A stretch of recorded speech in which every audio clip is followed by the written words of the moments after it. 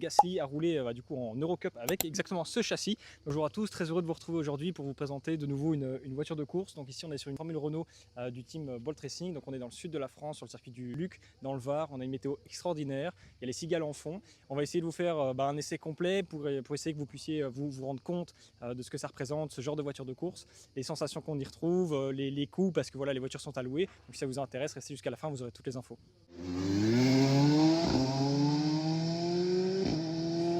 Donc la Formule Renault, la F4R, qu'est-ce que c'est? Donc on est, comme vous le voyez, sur une monoplace avec le moteur de la Clio 3 RS, ici qui développe 210 chevaux. C'est une voiture qui pèse 506 kg à vide, ce châssis spécifiquement. Donc c'est des voitures qui sont arrivées en 2013. Gasly a roulé du coup en Eurocup avec exactement ce châssis, donc assez rigolo.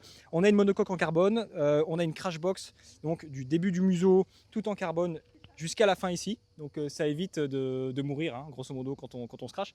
Moteur derrière, le réservoir est sous le siège, on a la boîte, le différentiel, un diffuseur. C'est une voiture qui est très efficace, très légère. On fait vraiment corps avec la machine, il n'y a pas de direction assistée, pas d'ABS, pas de traction control. Boîte, il me semble que c'est une SADEV, boîte 7 vitesses, qui marche vraiment super bien. Embrayage juste pour quitter l'arrêt, sinon c'est tout à la volée, frein pied gauche, c'est exceptionnel. On est ici sur des slicks, hein, comme vous voyez, on est sur des Pirelli, c'est du 200 devant, 250 derrière, on est en 13 pouces, on a beaucoup d'appui.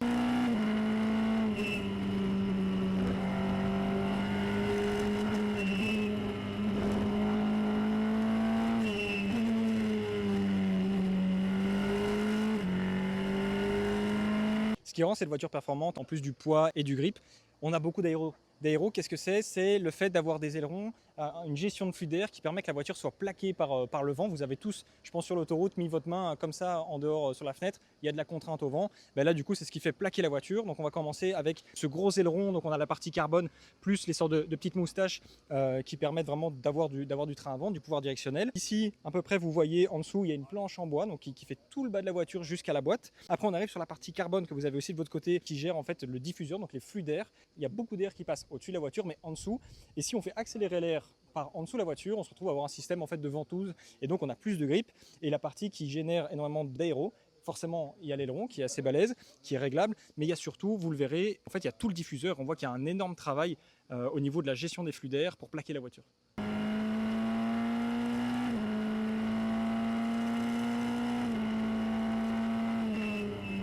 Donc quand on vient se mettre à l'intérieur de la voiture, c'est assez exigu. On vient mettre les deux pieds un peu comme dans un karting de location finalement au niveau de l'assise. On se tient avec les bras, hop, et on vient se glisser à l'intérieur. On est relativement... en fait c'est comme si on était dans une baignoire. Il fait un peu chaud, donc la caisse en carbone c'est un petit peu chaud, mais on est relativement bien mis. On a le volant que vous verrez, je vous expliquerai un petit peu. On vient le glisser avec le quick release ici derrière. Et puis on a une position qui est relativement couchée avec les genoux qui sont plus hauts que les fesses, comme on pouvait retrouver un peu dans la Mercedes GT4. On est très bien installé en fait, hein. Au début on se pose la question, ouais mais j'ai pas de place, ça va être compliqué si je dois corriger la voiture et tout, mais au final on est relativement bien. On a une bonne visibilité, même si à l'arrêt on se dit, waouh, on est vachement bas. Bon, les rétroviseurs on voit pas grand chose dedans. Donc, comme vous l'avez sûrement vu en Formule 1, ils ont en fait un tour de cou qui vient s'installer. Merci Toto. Et donc en fait cet équipement, si vous voulez, ça vous permet déjà quand vous êtes avec votre casque, forcément la tête un peu plus large, si vous avez mal au cou, parce que c'est des voitures qui prennent quand même pas mal de G, il y a beaucoup de force latérale, beaucoup de grip, on peut venir un petit peu se reposer, pareil sur l'arrière, et ça protège aussi également si on a un gros choc, que la tête ne puisse pas aller se mettre avec 10 cm à gauche ou à droite. Donc au niveau du volant, vous voyez, Renault Sport, on a quelques boutons, c'est assez facile, le bouton de la radio pour parler aux ingénieurs, les deux boutons pour faire page -1, page +1, ça, il me semble que c'est pour le feu de pluie, guerre. Donc en fait, on vient prendre l'embrayage, appuyer sur le bouton quand on est à l'arrêt et venir mettre soit la marche arrière, soit la première. Et puis le pit limiteur. Pour allumer la voiture, il y a quand même un certain process à faire. Donc vous voyez, il y a le bouton rouge et le bouton vert. Donc quand on vient mettre tout en activité, on entend la pompe à essence. Donc ça démarre, comme je vous avais dit, hein, vous avez les informations sur le volant, on y reviendra après. Et puis donc là, la voiture a pris vie, entre guillemets. Mais si on veut la démarrer, on doit venir mettre le on ici. Et puis on allume avec ce petit bouton noir qu'on ne fera pas.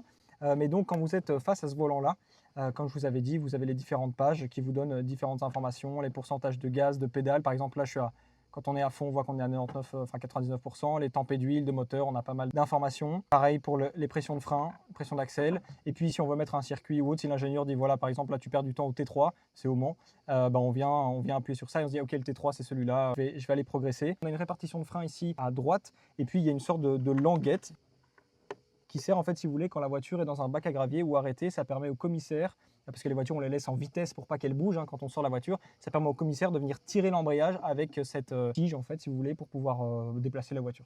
Donc pour sortir la voiture, on enlève le tour de cou, le volant qu'on vient poser délicatement comme ceci. Et puis là, on essaie de trouver un peu sa propre technique. On remet les pieds au niveau du cul et on sort en essayant de ne pas marcher sur le diffuseur. Donc pour les intéressés techniques, ceux qui veulent vraiment comprendre comment ça fonctionne, on est avec Toto, responsable technique. Il va vous expliquer un petit peu comment tout fonctionne, donc je vous laisse avec lui. Donc du coup, sous le capot, on a un moteur de Clio 3 RS, donc un F4R de 210 chevaux. Donc comme il vous a déjà donné les parties techniques tout à l'heure.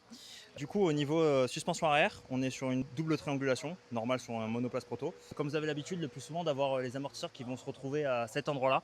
Là, on a les amortisseurs qui sont à plat sur la boîte de vitesse avec un système de basculeur et de renvoi d'angle qui sont directement reliés à la barre anti-roue arrière. Donc on vous a parlé quand même de pas mal de techniques, pour vous parler vraiment feeling, sentiment, plaisir, qu'est-ce que ça peut apporter. C'est une machine qui donne énormément, mais énormément de kiff parce qu'on a quand même 210 chevaux pour 500 kg. Donc je veux dire, rapport poids-puissance, c'est 400 chevaux pour une tonne. Ça freine très très bien, même s'il n'y a pas d'ABS au final, on ne se retrouve pas à bloquer les roues. C'est facile en fait d'accès. On peut l'avoir comme ça avec ses ailerons, ça va très vite. Mais au final, pour tout à chacun, c'est facile. Là, la prochaine personne qui va prendre le volant cet après-midi, sa seule expérience au préalable, c'était du kart. C'est accessible pour tout le monde, disons. Il faut quand même une petite condition physique parce que c'est des voitures qui, quand on commence à aller vite, voilà, ça tire un peu sur le coup, sur les épaules.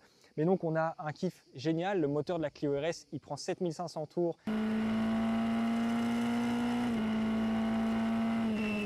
Ça hurle, il y a des vibrations, on est dans une monocoque, on sent absolument tout. On a un autobloquant sur cette voiture, donc quand on vient réaccélérer, on sent les deux roues qui font pousser la caisse.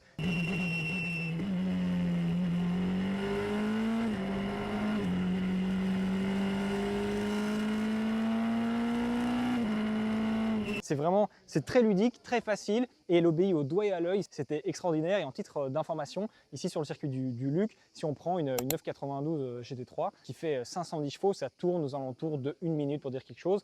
Et là aujourd'hui, sur les tours que j'ai fait avec un peu de trafic et autres, on était en 49.2 pour 11 secondes plus vite qu'une GT3. Pour une voiture qui consomme pas trop les consommables, qui consomme pas trop d'essence. C'est vraiment un produit ultra abouti et pour le prix en fait que vous avez, c'est absolument imbattable. Donc un tout grand merci à BRT, donc Bolt Racing Team, qui nous a permis du coup de faire cet essai. Si ça vous intéresse de venir essayer ce genre de voiture, profiter de ce genre de prestations, il roule partout en France.